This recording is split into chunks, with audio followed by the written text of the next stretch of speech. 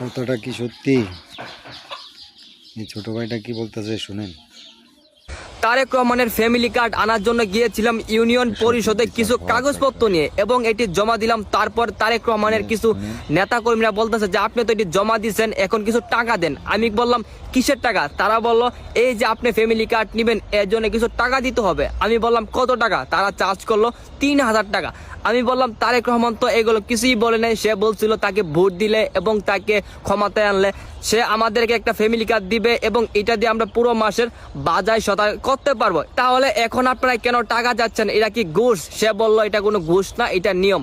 পরে বললাম এই নিয়ম মানি না, কারণ তারেক রহমান এগুলো কিচ্ছুই বলেনি। তারেক রহমান এটাই বলছে সে ক্ষমতায় আসলে বাংলাদেশের প্রত্যেকটি ফ্যামিলিকে একটা করে ফ্যামিলি কার্ড দিবে।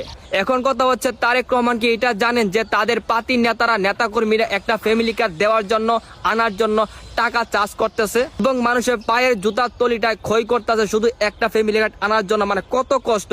অথচ তারা বলছে যে আপনারা আমাদেরকে ভোট দিন, জয়যুক্ত করুন, আমরা আপনাদের বাসায় বাসায় গিয়ে ফ্যামিলি কার্ড দিয়ে আসবো। আমাদের বর্তমান প্রধানমন্ত্রী জনাব তারেক রহমান ফ্যামিলি কার্ড নিরীহ গরিব মানুষের দিবে, সেখানে নেতারা কিসের টাকা চায়? কিসের টাকা? নেতারা কি গরিব দিয়ে রাখছে যে 3000 টাকা ফ্যামিলি কার্ড দিব? তারেক রহমান সাহেব 3000 টাকা লাগবে? প্রধানমন্ত্রী কয়ে দিছে 3000 টাকা লাগবো? তাহলে কিসের কথা চাইতেছে? এটা কিসের? ভাই আপনাদের কাছে একটা রিকোয়েস্ট, এটা জনগণের মাঝে শেয়ার করে দেন।